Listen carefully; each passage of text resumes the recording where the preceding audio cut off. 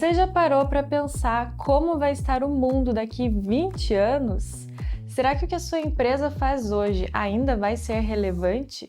Será que o seu modelo de negócio sobrevive? Será que o seu mercado continua existindo da forma como ele existe hoje? A inteligência artificial não está mudando só a parte ferramental, ela está mudando o comportamento humano, poder econômico, educação, saúde, trabalho, consumo, confiança e principalmente a relevância. Hoje o que a gente vê por aí é que a maioria das empresas não sabe como usar isso da melhor forma ou está apavorada tentando descobrir. Tem até um certo FOMO, Fear of Missing Out, de acabar não incorporando isso nos processos, mas ao mesmo tempo uma incerteza de como colocar isso. Enquanto isso, muita gente ainda está discutindo como usar o cloud, como usar o ChatGPT, mas quem está ganhando o jogo está conseguindo entender isso de forma mais profunda. E quem conseguir entender realmente os movimentos do mercado antes dos outros, esse sim vai ganhar o jogo. Porque no fim, as empresas que crescem não são as que só reagem, são as que enxergam antes, as que sabem se antecipar. Oi, meu nome é Marina Proença, eu trabalho com inteligência de mercado, ajudando empresas a tomarem decisões estratégicas em cenários de incerteza. Eu atuo justamente aí, nessa antecipação dos movimentos do mercado, para que a empresa possa continuar relevante. Então eu tenho visto um pouco de tudo isso que está acontecendo, tenho falado com empresários, tenho estudado a fundo esse assunto e hoje vou dar algumas perspectivas para vocês sobre isso. A IA, ela é uma realidade, ela representa sim uma revolução. Se você achava que em algum momento ia vir uma contratendência aí, pode esquecer. A gente vai ter que aprender a conviver com ela e aqui eu vou te explicar um pouquinho sobre o que esperar e como se antecipar a esses movimentos. Muitos dos insights que eu vou trazer aqui são baseados nesse livro aqui, e eu juntei um pouco do que eu li ali com alguns insights próprios para fazer todo esse roteiro. Então já segue o canal para não perder mais conteúdos como esse, porque aqui eu falo muito sobre tecnologia de forma embasada, com ciência e sem charlatanismo. Então, a gente vai falar hoje sobre o que CEOs, líderes, empresas deveriam começar a observar a partir de agora. E eu já adianto que o sexto tema que eu vou elencar é o mais promissor. Eu, se fosse você, olhava para isso com muito carinho, porque é a próxima. Hoje a gente está vivendo a onda da IA, o sexto tema é a próxima grande onda que vai vir por aí. O primeiro ponto que eu queria ressaltar é algo que eu sinceramente acho subestimado, que é a crise da verdade. Hoje já está difícil discernir o que é real, o que é fake, e isso vai piorar muito. Eu mesma, uma pessoa relativamente jovem, uma millennial, às vezes eu olho para um vídeo e nem eu mais sei o que é verdade e o que não é. Então já passou essa história aí de que todo mundo consegue discernir. E isso vai ficar cada vez pior. E aí o que acontece é que quando ninguém consegue distinguir verdade de manipulação, a confiança ela vira um ativo econômico. Isso impacta tudo, desde a política, ainda mais num ambiente tão polarizado que a gente vive, as marcas, a reputação, mídia, etc. Os deepfakes, eles são criados através de uma tecnologia chamada GANs, são as redes adversárias generativas.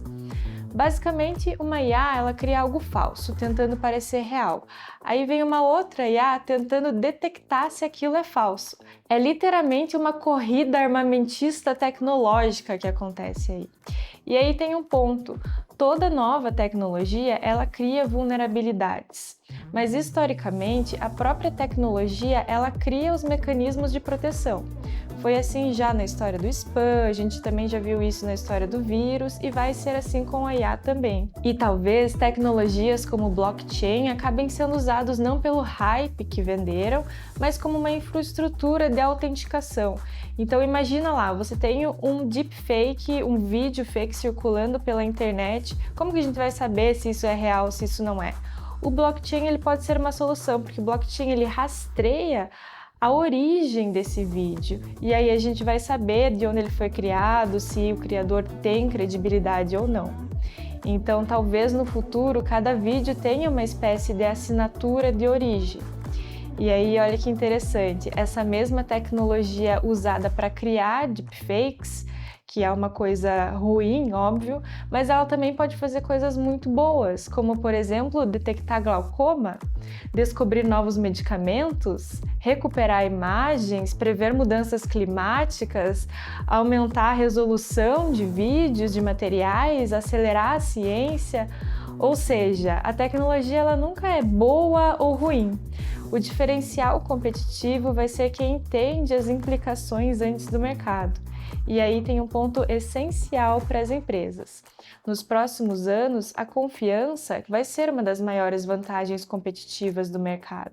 E a sua empresa, desde já, tem que pensar nisso, em criar essa base de confiança para os seus consumidores. E já conectando com isso, tem um segundo ponto que é relacionado à educação, ao trabalho, personalização. E uma das mudanças mais profundas provavelmente vai acontecer na educação. Hoje a gente tem essa ideia de ensino massificado, que veio lá da Revolução Industrial, então é um modelo tradicional que tem um professor falando para vários alunos em fileira sobre os mesmos assuntos.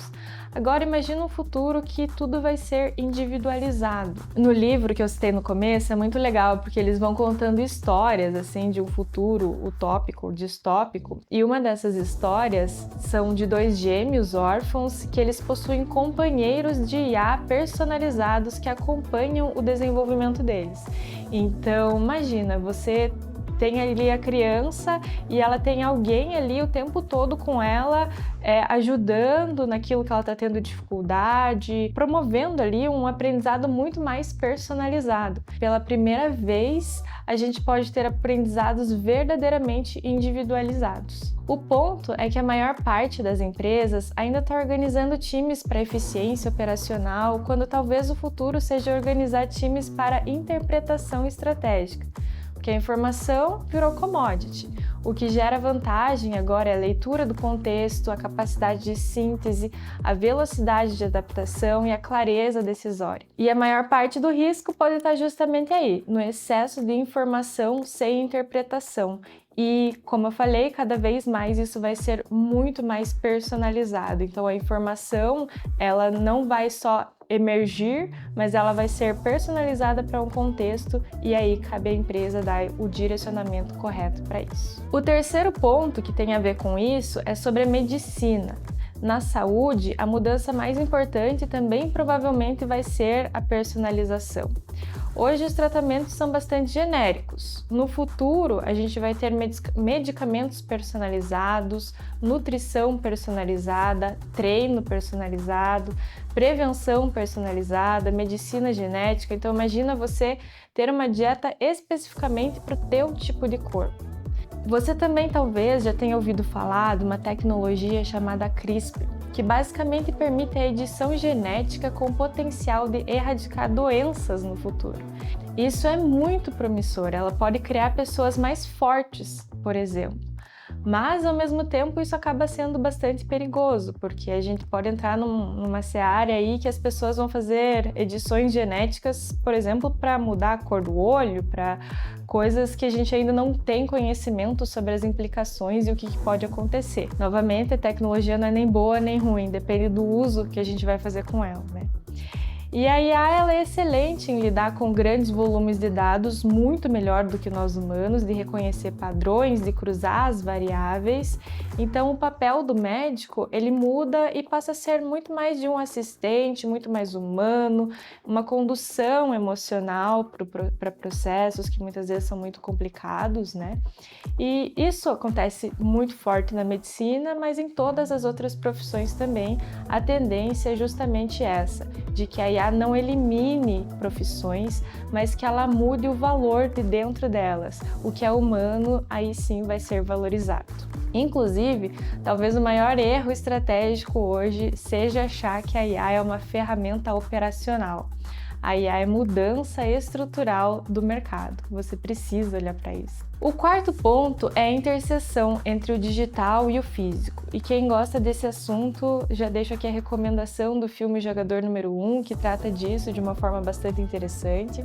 E nesse caso, a gente tem a realidade aumentada, a realidade virtual e a realidade mista. A realidade aumentada, ela adiciona elementos digitais no mundo real. A realidade virtual, ela substitui completamente o ambiente. Já a realidade mista é uma mistura dos dois de forma integrada. Pensa, por exemplo, no mercado imobiliário. Hoje você precisa ter um showroom, um apartamento decorado, uma visita física para ver o imóvel. Agora imagina você entra num imóvel vazio usando uma realidade aumentada que vai personalizar tudo em tempo real, deixar aquele imóvel do jeito que você quer, para você poder comprar e depois personalizar daquela forma com muito mais assertividade. Ou então fazer treinamentos industriais, por exemplo, na medicina, no varejo, na educação, enfim, tem muita utilidade para tudo isso. Um outro ponto aqui são os carros autônomos, que também parece um futuro muito distante, mas talvez nem tanto. Mas aqui vale dizer que se você acha que um dia a gente vai acordar, estaremos naquela imagem que todos os carros andam sozinhos para todos os lugares, é bem provável que isso não aconteça, porque a automação ela acontece por camadas. A tecnologia, quando ela chega, ela vai se inserindo devagar nas nossas vidas. Então, primeiro o carro ajuda, depois ele assume algumas tarefas, depois quase tudo, depois talvez tudo, e depende de vários fatores. Ou seja, a transformação tecnológica quase nunca é isolada, a gente nunca vai ver uma transformação num carro apenas ou só em algum objeto. Ela é sistêmica. E agora sim, o ponto que eu queria falar, que realmente é o grande salto de tecnologia pós-IA, ou ali junto com a IA, que é a computação quântica. Os computadores tradicionais, eles trabalham com bits, então 0 ou 1, são sempre esses códigos. Já os computadores quânticos, eles trabalham com os qubits, que conseguem existir em múltiplos estados ao mesmo tempo. Isso pode acelerar descobertas de medicamentos, prever pandemias, modelar mudanças climáticas. E aí tem um ponto importante: toda revolução tecnológica cria concentração de poder. Queira ou não queira, quem controla a infraestrutura computacional controla a vantagem estratégica. Então, realmente, não acho que é exagero dizer que a computação quântica pode redefinir economias, segurança, o mercado financeiro, a própria inteligência artificial. E se eu tivesse que apostar em algo que algum CEO deve começar a acompanhar agora, seria isso. E para fechar, um último tópico, que é uma pergunta que tem do livro e eu acho que é fantástico, que é sobre a felicidade. Será que a IA ela vai deixar as pessoas mais felizes? A IA sim vai trazer uma série de benefícios para as nossas vidas, ela vai reduzir custos, ela vai aumentar a produtividade, ela vai tornar experiências mais personalizadas, o que não significa que as pessoas serão mais felizes, porque ao trazer coisas boas, ela também vai levantar outros questionamentos, trazer outras coisas não tão legais assim, porque quando uma IA entende as emoções humanas melhor do que os humanos, ela também ganha poder de influência. E esse vai ser uma discussão muito interessante sobre a governança, que vai além só da tecnologia. É questão de alinhamento de interesses mesmo. O próprio livro ele fala disso, né? Quando o interesse do dono da IA diverge do interesse do usuário, o usuário perde. Então, para que a IA ela nos faça recomendações, alguém tem que ter nossos dados. E quem que vai ser o detentor desses dados? Ele também vai ter os seus interesses. Então, é algo muito complexo, a gente está ainda no começo dessas discussões, vai ter muito pano para manga ainda. Então, resumindo aqui os pontos que eu elenquei, é bom entender que a IA ela não é uma tendência tecnológica, ela é uma reorganização do mundo, das coisas, e o problema é que a maioria das empresas ainda está olhando isso de forma muito operacional. Qual ferramenta, como automatizar, como reduzir custo? Essas perguntas elas não têm muita relevância, as perguntas estratégicas são outras. Quais mercados deixam de existir? Quais surgem? Quais comportamentos mudam? Onde surge margem? Quais competências ganham valor? Quais modelos ficam obsoletos? O maior risco hoje não é ficar para trás tecnologicamente, é tomar decisões estratégicas olhando para o mundo que já deixou de existir. E é exatamente por isso que eu trabalho com inteligência de mercado. Eu ajudo as empresas a se anteciparem, a não serem reativas a todos esses movimentos, mas a chegarem antes para poder aproveitar todas as oportunidades. Então eu já deixo aqui o convite para você que quer um diagnóstico gratuito da sua empresa, de como a sua empresa pode se colocar nesse mundo tecnológico para aproveitar as melhores oportunidades. Entra no link que eu vou deixar aqui no comentário fixado e aí eu vou trazer para você as melhores oportunidades de crescimento com menos risco. Então, se você gostou desse vídeo, comenta aqui qual tema você quer que eu aprofunde nos próximos episódios. Eu fiz um overview geral de tudo que está acontecendo nesse mundo louco, mas a gente pode falar mais sobre computação quântica, IA no mercado de trabalho, futuro do consumo, realidade aumentada e etc. São temas que eu adoro, eu vou adorar discutir mais. Deixa aqui seu comentário, já segue o canal para não perder o próximo vídeo.